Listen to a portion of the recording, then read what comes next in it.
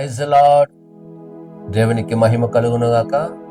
మరి అనుదినము దేవుని వాక్యాన్ని వీక్షిస్తున్నటువంటి మీ అందరికీ ప్రభు అయిన యేసు క్రీస్తు నామములో నా హృదయపూర్వకమైన వందనాలు తెలియజేస్తున్నాను. మరి ఈ ఉదయకాల సమయంలో దేవుని వాక్యాన్ని ధ్యానం చేద్దాం.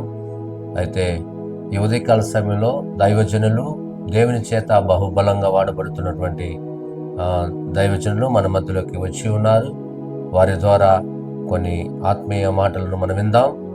కాబట్టి యేసు సన్నిధి ప్రార్థనా మందిరం యొక్క వ్యవస్థాపకులు, దేవుని చేత వాడబడుతున్న దైవజనులు, వారు ఈరోజు దేవుని వాక్యాన్ని వారు బోధిస్తారు. మీరందరూ కూడా ఆత్మీయంగా ఎదగాలని వారి దేవుని మాటలు చెప్పి ప్రార్థిస్తారు. కనుక ఈరోజు దైవజనులు మన మధ్యలో ఉండడం చాలా ఆశీర్వాదకరము. మరి ఈరోజు ఈ ఉదయకాలంలో దేవుని వాక్యాన్ని వారు పంచుకుంటారు. మనం దైవజనుని మనం ఆహ్వానించుకుందాం, దేవుని మాటలు విందాం. దేవునికి స్తోత్రం. ఈ ఉదయకాల సమయమందు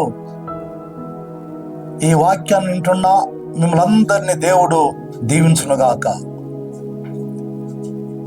సేవకులైన మేము మిమ్మల్ని దీవించడానికి అనుదినం ప్రార్థన చేస్తుంటాం. ఈరోజు మనము ధ్యానించబోయే సబ్జెక్ట్ ఏమిటంటే మరి భయము.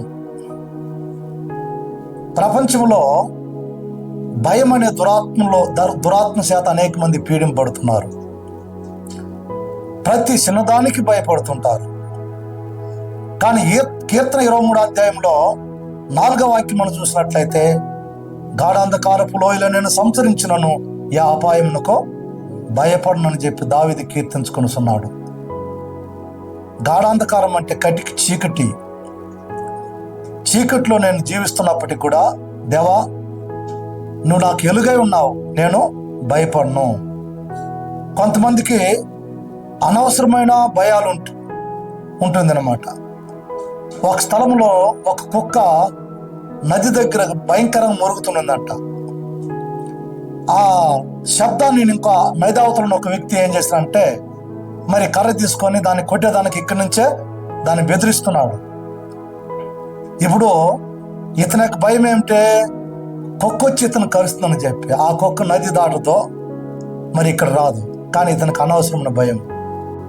రేపు ఏం సంభవిస్తుందో, భవిష్యత్తులో ఏం జరుగుతుందో, బిడ్డలు ఏమవుతారో, ఉన్న ఉద్యోగము ఊడిపోతుందేమో, లేకపోతే ఏదైనా నాకు యాక్సిడెంట్ జరుగుతుందేమో, లేకపోతే ఏదైనా మరణం నాకు సంభవిస్తుందేమో అని చెప్పి రకరకమైన భయములు కలిగి ఉండవచ్చు. కానీ దేవుడు వాగ్దానంతో నీతో మాట్లాడుతున్నాడు.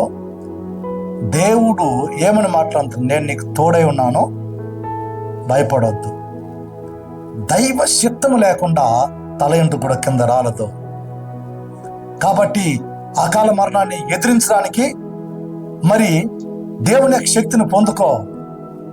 ఇప్పుడు ఈ భూమిలో పుట్టించినాడు దేవుడు, మరణ శాస్త్రాన్ని కూడా రాసినాడు. ఎప్పుడు మరణించాను? ఎందుకు భయపడుతున్నావు మరణానికే? వ్యాధి నుండి ఏం చేయదు. దేవుడు నీకు తోడే ఉండి ఆయన కృపగల హస్తాల్లో నిన్ను దాచుకుంటున్నాడు. కాబట్టి ఈరోజు నీలో ఉండి భయాన్ని తొలగించుకో. దేవుడు నిరంతరం నాకు తోడే అని చెప్పి నమ్ము. ఎంతమందికి అవిశ్వాసం ఉంది? అవిశ్వాసకి ఎప్పుడు అన్నిటిని చూస్తే భయపడతారు. పామును చూస్తే భయము, తేలును చూస్తే భయము, కప్పును చూస్తే భయము, చీకటిని చూస్తే భయము, ఎలుగును చూస్తే భయము, కొంతమంది పైకి చూస్తే భయము, కొంతమంది కిందకి చూస్తే భయము, కొంతమందికి భార్యను చూస్తే భయము, కొంతమందికి మనసులో చూస్తే భయము, కొంతమందికి తల ఎంట్రుకలు రాలిపోతుందని చెప్పి భయము, కొంతమంది సౌందర్యాన్ని కోల్పోతామని చెప్పి భయము. మరి రకరకమైన భయముల చేత మనిషి పీడింపడుతున్నారు. కానీ దేవుడు వాగ్దానం అంటే భయపడొద్దు. ఎందుకు భయపడకూడదు? దేవుడు మనకు తోడే ఉన్నాడు. నేను ఒకరోజు కొత్త డ్రెస్ టైలర్ షాప్లో ఇచ్చినాను. సైతాన్ వచ్చినాడు, రేపు చనిపోబోతావు, ఆ గుడ్లు ఎవరు వేసుకోబోతానని చెప్పినాడు నాతో. చూసినారండి, ఊరికైనా భయం పెట్టేస్తారు కదా వాడు. నేను చెప్పినాను, నేను సావను, సజీవునై దేవుని క్రియలో వివరిస్తానని చెప్పినాను. అందరూ సైతాన్ అక్కడ ఉండలేదు, వెళ్ళిపోయినాడు. మరి ఈరోజు ఏ భయంతో ఉంటున్నారు మీరు? కొంతమందికి రాత్రిలో భయం, నిద్ర రాదు. ఎక్కడనో పక్కనో ఏదో శబ్దం వస్తే నిద్ర రాదు. మరి నీ విశ్వాసం ఎక్కడా? దేవుని పట్ల భయభక్తులు కలిగి ఉన్నట్లయితే నీ చుట్టూ దేవుడు కంచి వేసి కాపాడుతున్నాడు. ఆయన కాపుదలను ఉంటున్నావు. రక్తపు కోట నీకు మరి మరి అది ఆశ్రయంగా ఉంటున్నది. మరి ఈరోజు ఏ భయం ఉన్నా సరే ప్రభు మీద ఆనుకో. ప్రభు నిన్ను క్షణమైన ఇడువడు, ఎడబాయుడు. ఎంతమందికి విశ్వాసం ఉంది? మరి ఈరోజు భయం నుండి నన్ను విడిపించమని చెప్పి ప్రార్థించు. దేవుడు నీకు తోడండి, నీ కలుగుతున్న భయం నుండి విడిపించి నిన్ను ధైర్యపరిచి నడిపిస్తాడు ఆయన. హల్లెలూయా, దేవునికి స్తోత్రం. ఒక్క క్షణమైన దేవుడు నిన్ను ఇడువడు. ఎందుకంటే ఆయన తల్లి వంటి మనసు కలిగిన దేవుడు. ఒక తల్లి తన యొక్క బిడ్డను ఆదరించినట్లు నిన్ను ఆదరిస్తాడు. నీ ప్రతి కన్నీటి బాష్ప బిందువులను తుడిసివేసి నిన్ను ఒక తల్లి వల్లే కవిగిట్లో ఉంచుకొని ఆదరించేవాడు. ఆయన నీ యొక్క ఆకృతులెరిగిన దేవుడు. నిన్ను గురించి చింతించువాడు. భవిష్యత్తును గురించి నువ్వు ఆలోచించవద్దు. నీకు ముందుగతి రానే వస్తుంది. నీకు ఎటువంటి కీడు సంభవించదు. దేవుడు ప్రతి క్షణము ఆయన కవిగుట్లో దాచి నడిపిస్తాడు. దేవుడు ఈ మాటలు దీవించునుగాక. ప్రార్థించుకుందాం.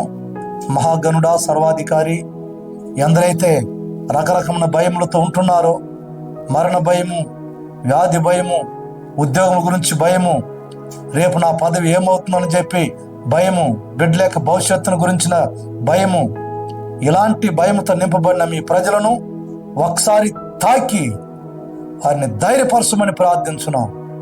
చేయిపట్టి నడిపించండి నాయన. కొంతమంది అయితే మంత్రాలకు భయపడుతున్నారు. అలాంటి భయం నుండి విడిపించమని, మీరే నీ కవిగుట్లో వారిని దాచి కాపాడమని యేసు నామములో అడుగుతున్నాం తండ్రి. ఆమేన్. దేవుడు మిమ్మల్ని దీవించునుగాక.